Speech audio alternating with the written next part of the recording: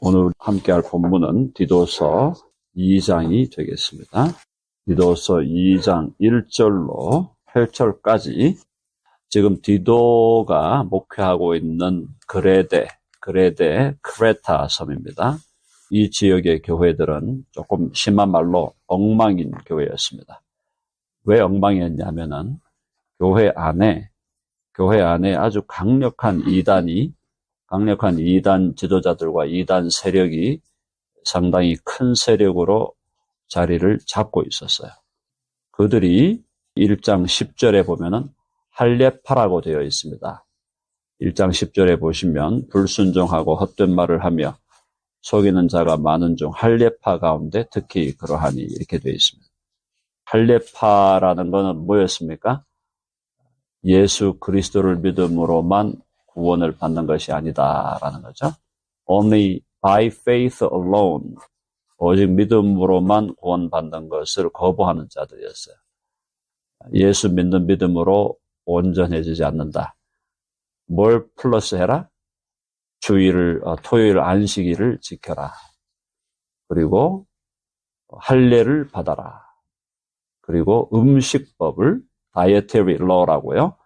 음식법을 잘 지켜야 되고 그 외에 절기도 잘 지켜야 되고 유대교에서 지키라고 했던 것들을 잘 지켜야 된다라는 겁니다. 그렇게 하지 않으면 구원이 없다고 본 사람들이에요.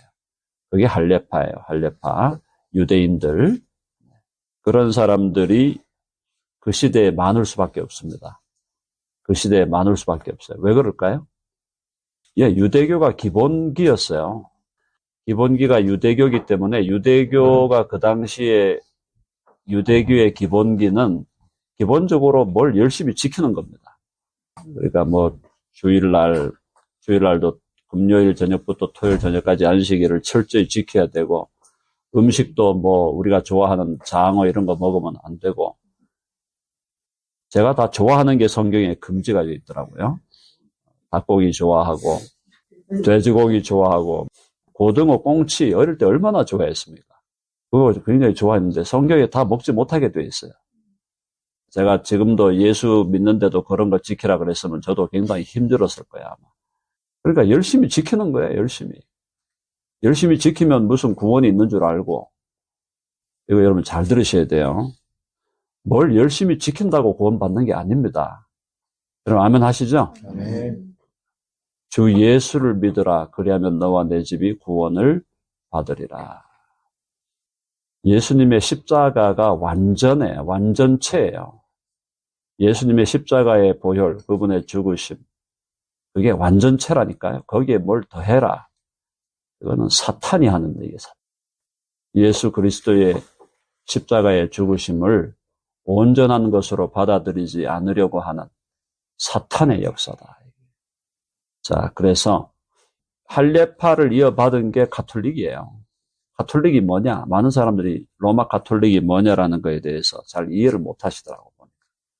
가톨릭이 할례파를 이어받은 거라고. 그러니까 쉽게 말하면 반역 세력이 기독교의 오늘날 우리 정치로 볼 때 반역 세력이 대한민국을 다 삼켜버리는 것 같은 형국이 된 거예요.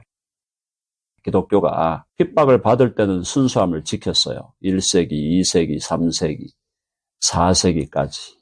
핍박을 받으니까 순수함을 지키죠. 예수 믿는데 막 잡아 죽이는데 그래도 믿음을 지키는 겁니다. 그런데 공인되고 313년 칸스탄틴이 공인하고 380년, 81년 데오도시우스가 국교로 만들어버리고 그러니까 이제는 기독교 믿는 게 출세길이에요. 기독교를 안 믿으면 출세가 안 돼. 역사는 반복되는 겁니다. 여러분들이 역사를 보는 눈을 못 가지면은 분별력이 없으면 안 되는 거예요. 역사를 분별하고 인생을 분별하고 자기의 삶을 분별해내야 돼. 분별력이 없이는 아무것도 안 된다는 거예요. 역사는 반복된다. 기독교는 반역 세력이 기독교를 다 잡아 삼킨 겁니다. 그게 로마 가톨릭이에요. 근데 그놈들이 해먹고 한 100년만 해먹었으면 되는데 한 1000년을 해먹었네. 야, 이거 심각한 거죠. 한 1000년을 해먹으니까 기독교에서 기억 자체가 없는 거야. 기독교에 기억이 없는 종교가 돼버리네. 로마 가톨릭이. 그걸 뚫고 나온 게 하나님의 역사죠. 루터와 칼빈 같은 개혁자들이 뚫고 나오는데 워낙 강고하니까 뚫고 나오는데도 굉장히 힘들었죠. 그러다 보니까 개혁 세력이 여러 가지로 다 분열이 됐잖아요. 루터파가 있고 칼빈파 있고 또 제세례파, 제침례파. 제침례파가 그 오늘날 침례교의 원조들이에요. 그러니까 제침례파, 루터파, 칼빈파, 또 성공회 4개로 이제 갈라졌는데 워낙 강권하니까 천년을 지배하고 있으니까 그걸 뭐 어떻게 하겠어요. 제가 이 얘기를 오늘 좀 드리는 이유는 디도가 지금 처해 있는 그레데 교회도 여기도 지금 같은 상황이에요. 지금 이단자들, 이 할례파들이 강력한 세력을 구축하고 있으니까 바울이 디도를 보낸 겁니다. 디도는 그야말로 바울에게 말하면 사무총장에다가 강력한 지도자예요. 가서 이제 그 교회를, 그레데 교회를 잘 정돈을 해라. 네가 가서 정돈하고 교회를 제대로 세워라. 그게 지금 디도에게 명령을 한 겁니다. 바울이. 그래서 지금 아까 우리 1장에는 바로 그런 나쁜 세력이 어떤 세력이었는가를 알려줬고, 그 다음에 이제 긍정적으로 네가 해야 될 일이 있다. 네가 해야 될 일이 뭐냐? 오직 너는 바른 교훈에, 바른 교훈, 성경에서 교훈이라는 걸 교리로 읽으라 그랬죠? 바른 교리라, 바른 교리. 바른 교훈이라는 말이 별로 좋은 말이 아니에요. 교훈한다, 이 좋은 말이 아니에요. 근데 이게 옛날 사람들이 이걸 번역을 하다 보니까 자꾸 교훈 그랬는데 교리로 번역이 돼야 돼. 헬라어로 정확하게 돼 있어요. 디다스칼리아로 돼 있다니까. 근데 그게 왜 교훈이야? 교리지. 그래서 바른 교리에 합당한 것을 말하라. 바른 교리에 합당한 것을 말하라. 그러니까 철저히 바른 교리를 가르쳐라. 그게 뭐예요? 유대교의 그 소위 예수 십자가 플러스 유대교의 여러 가지 예식들과 의식을 지켜라. 그게 안 된다 이 말이에요. 그렇게 해서는 절대 안 되고, 그것이 왜 무서운 거냐? 그것은 예수님을 불로 살라버리는 거예요. 예수님의 십자가의 희생을 완전히 무가치한 것으로 만들어버립니다. 십자가이고 온전한 희생. 주님께서 우리를 위하여 십자가에 죽으셔서 피 흘리시고 물 흘리시고 우리를 위하여 온갖 고난을 당하신 그 고난이 완전체라는 것을 거부하는 거기 때문에. 왜? 예수의 십자가의 고난으로 충분하지 않다는 얘기거든요. 제일 무서운 이단이에요. 제일 무서운. 이거는 삼위일체를 거부하는 것보다 더 무서운 이단이에요.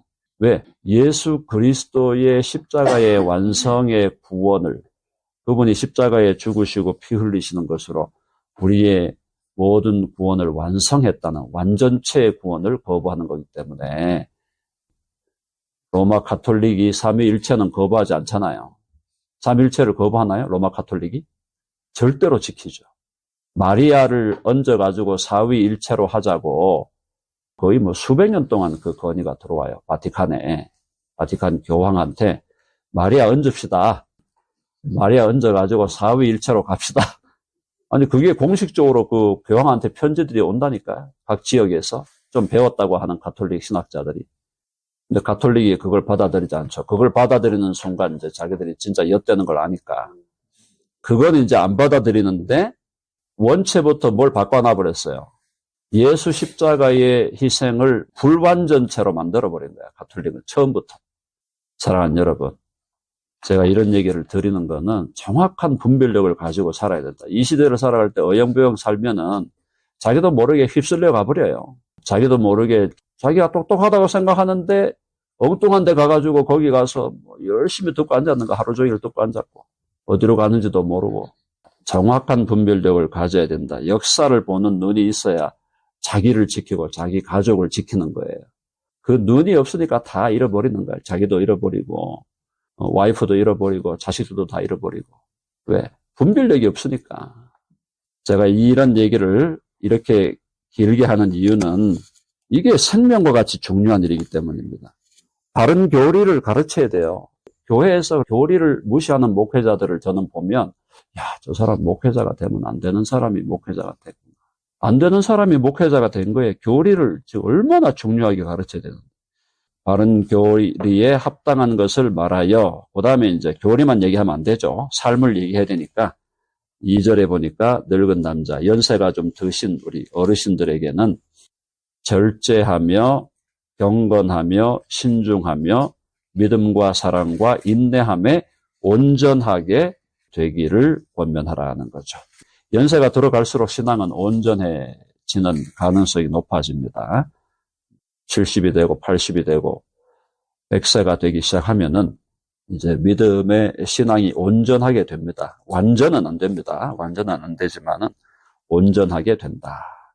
특별히 절제하라는 거 중요한 얘기죠. 노욕이 무섭다 그러죠. 오늘날 한국교회 보면은 노욕이 너무 많아요. 80 됐으면 물러나야지. 80이 됐는데도 가가지고 계속 모여서 제 이야기는 영양가도 없는 분들이 80대 가지고 계속 나와가지고 뭐 그러고 있는 거예요. 죄송한 얘기입니다. 그래서 절제하고 경건하며 신중하며 믿음과 사랑과 인내함에 온전하게 되라.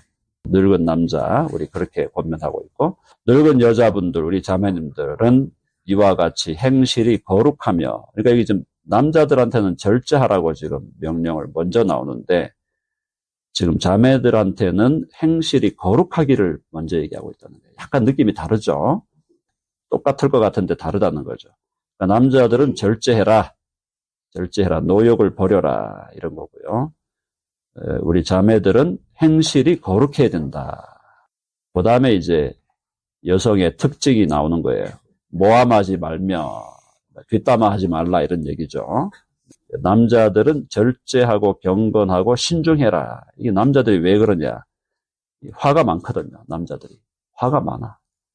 겉으로는 안 드러나도 순간순간 드러나는 게 남자들이 화가 많아요.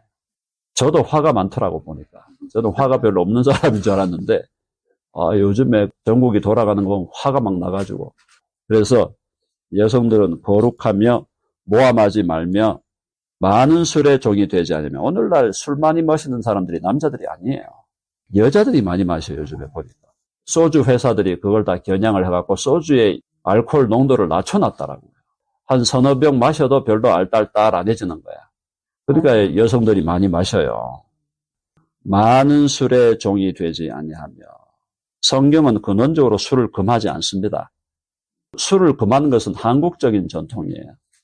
미국에서 온 선교사들이 한국 사람들 술 마시는 거 보니까 너무 겁나거든요. 술을 막 가만히로 마시니까. 한번 마시기 시작하면 술 가만히로 마시는 걸 보니까 야 얘들은 안 되겠다. 무조건 술을 금하자. 선교사들이 술을 금한 거예요. 근데 그럼 선교사들이 술을 안 먹었겠습니까? 자기들도 술을 다 먹었어요. 그리고 자기들 본국에서 다 먹고 있었다고 자기들도. 근데 한국 와보니까 이거는 술을 허용했다가는 안 되겠다라는 판단이 내려진 거죠.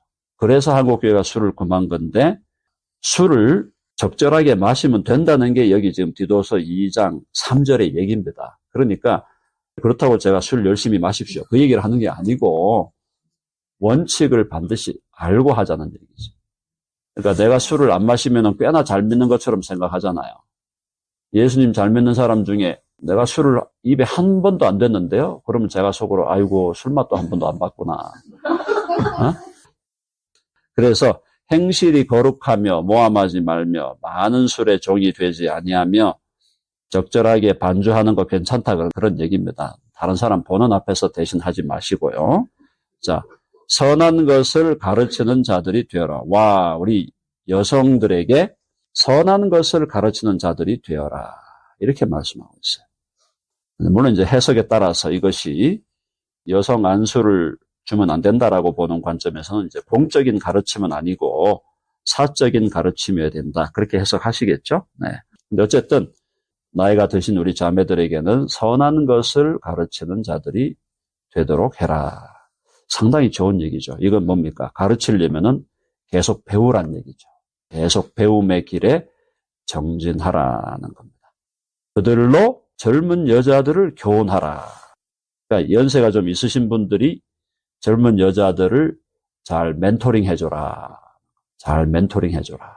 이게 그 얘기입니다. 젊은 여자들을 교훈하되 그 남편과 자녀를 사랑하며 이렇게 이제 연세가 있는 우리 어른들이 소위 우리 교회로 보면 한 70 넘기신 분들이 아니면 65 뭐 70 넘기신 분들이 이제 젊은 우리 여자들 40대, 30대, 뭐 50대까지도 젊은 여자들이니까 그들을 잘 교훈하라는 겁니다. 그러니까 이런 좋은 멘토링 관계가 이루어져야 된다. 교회 안에서도요. 교회 안에서 목회자들이 설교를 공식적으로 강하게 선포하지만 그러나 서로 간에도 이런 좋은 이 멘토링 관계가 오늘날로 말하면 그런 거죠. 그런 관계로 형성을 해가라. 젊은 여자들을 교훈하되 그 남편과 자녀를 사랑하며 신중하며 순전하며 집안일을 하며 선하며 남편을 사랑하고 남편에게 복종하게 하라. 이는 하나님의 말씀이 비방을 받지 않게 하려 함이라. 이런 말을 한다고 원천적으로 여성이 무슨 프로페셔널, 오늘날의 여성들이 프로페셔널한 자기 커리어를 추구하는 것을 성경이 금한다고 해석하면 안 됩니다. 저는 그렇게 보지 않습니다. 그러니까 여성들도 여전히 프로페셔널한 커리어를 추구할 수 있는데 그것이 가정을 희생시키는 방향으로 가면 안 된다는 거예요. 가정을 잘 일궈가면서 또 자기가 할 수 있는 일들, 좋은 재능과 은사를 따라서 잘 감당하는 것은 그것은 보기에 좋은 일입니다. 어쨌든 원리적으로 남편과 자녀를 잘 사랑하고 집안일을 또 잘 하면서 남편에게 잘 복종하라고 지금 그렇게 되어 있는데 이건 이제 시대적인 것도 있고 하니까 여성을 뭐 억누르려고 하는 거다 이런 건 아니라는 걸 우리가 이해해야 되겠죠. 예수님보다 여성을 우대했던 분은 그 시대에 없었습니다. 예수님이 가장 강력한 페미니스트였어요. 그 시대로 보면. 오늘날의 페미니스트들이 좀 약간 정신들이 나가서 문제인데 오늘날의 페미니스트들은 뭐예요? 인공유산을 네 마음대로 하라는 거 아니에요? 그거는 페미가 아니지. 그거는 무슨 페미야? 그거는 그냥 악인들이지, 악인들. 그게 아니고 예수님이 여성의 인권을 가장 존중했던 분이에요. 그 시대의 진정한 페미니스트가 예수님이에요. 그걸 모르니까 자꾸 예수님이 얼마나 그 시대의 여성들을 존중했는데 예수님이 마음만 먹었으면 막달라 마리아를 사도로 세웠을 거예요. 사도로 못 세웠었겠어요? 예수님이? 세우실 수 있죠. 근데 그 시대의 여성을 사도로 세워버리면 기독교가 아예 안 되니까. 그때 막달라 마리아를 사도로 세웠으면 기독교가 됐을까요? 안 됐을까요? 안 되죠. 안 됩니다. 그러니까 그때는 남성만 12명으로 세운 거죠. 그렇다고 여성을 무시했나요? 막달라 마리아가 엄청난 역할을 했습니다.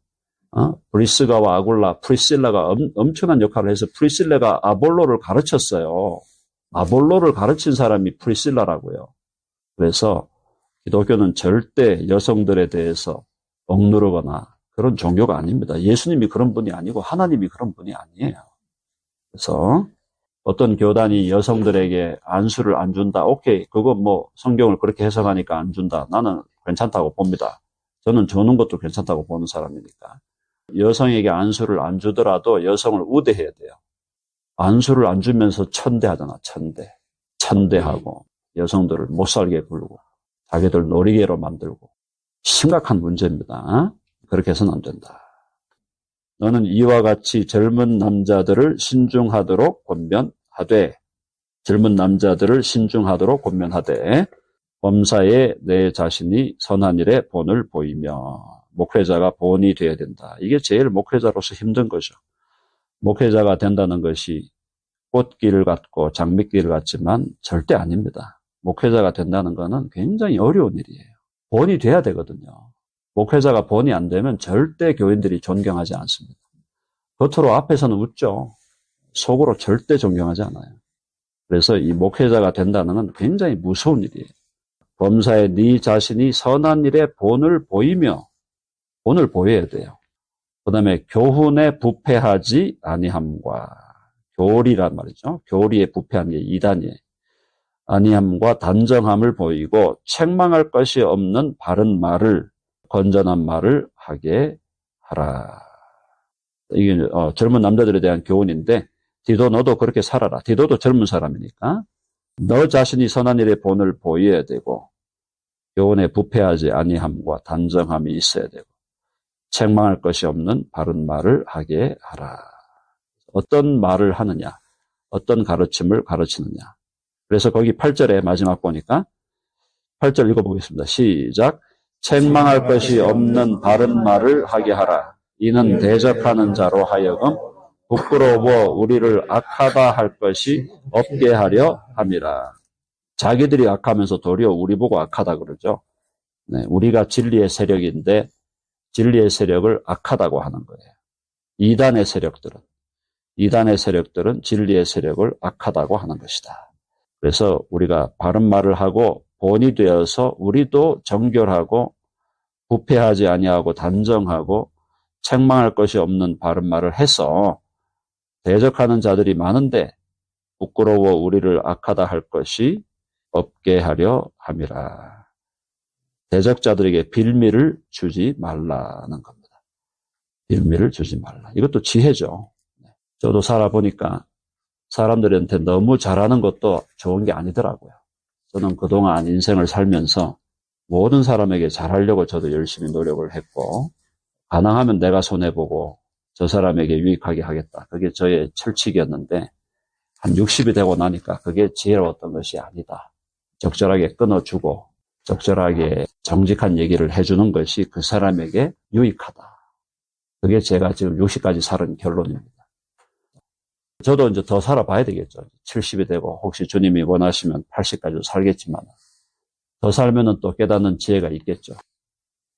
근데 오늘날까지 생각할 때 정말 주님 앞에서 바르게 행한다는 것이 얼마나 쉬운 일이 아니다.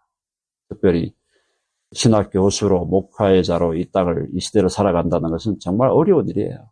본이 돼야 되고 쉽지 않은 일입니다. 그러나 그렇게 이 길을 또 주님이 저를 부르셨으니까 이 길을 가야 되고 가기 위해서 열심히 해야 되고 저만 아니라 우리 모두가 예수님을 믿는 사람으로서 정말 이 시대가 얼마나 악한 시대입니까?